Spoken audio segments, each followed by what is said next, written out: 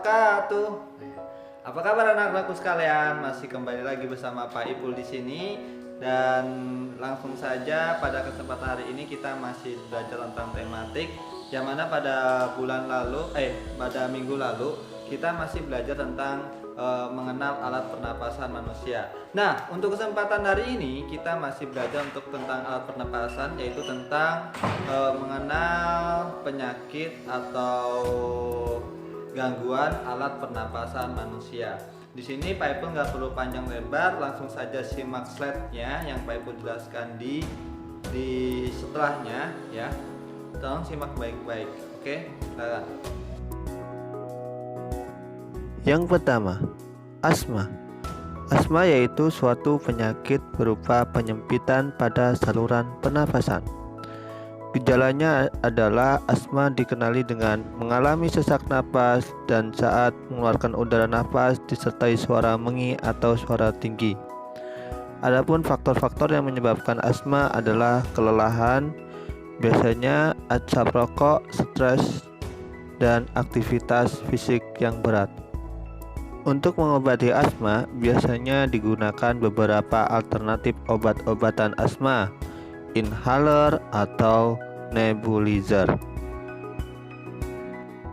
Yang kedua, radang paru-paru atau pneumonia adalah penyakit infeksi yang menyerang paru-paru sehingga menyebabkan kantung udara di dalam paru meradang dan membengkak.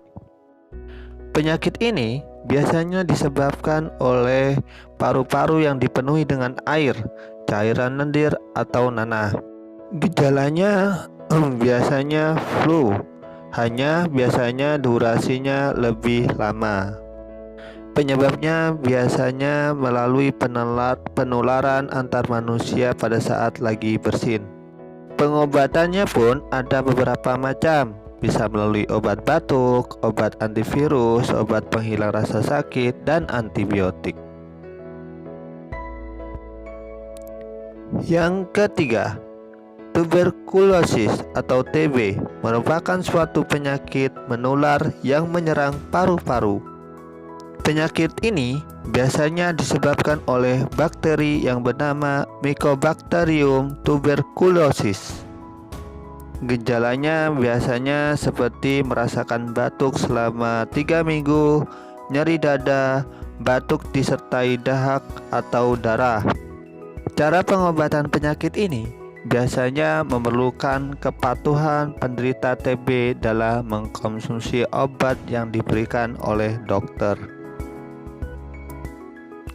Yang keempat, penyakit flu burung atau avian influenza adalah suatu penyakit menular yang disebabkan oleh virus influenza tipe A. Biasanya ditularkan melalui ayam, bebek, burung, angsa, unggas, dan lain-lain. Gejala yang dialami oleh penyakit ini biasanya demam tinggi 30 derajat Celcius, sakit tenggorokan yang tiba-tiba, batuk, mengeluarkan ingus, nyeri otot, sakit kepala, dan lain-lain. Pencegahan pada penyakit ini biasanya dilakukan dengan cara sering membersihkan tangan, menjaga pola kebersihan, dan lain-lain.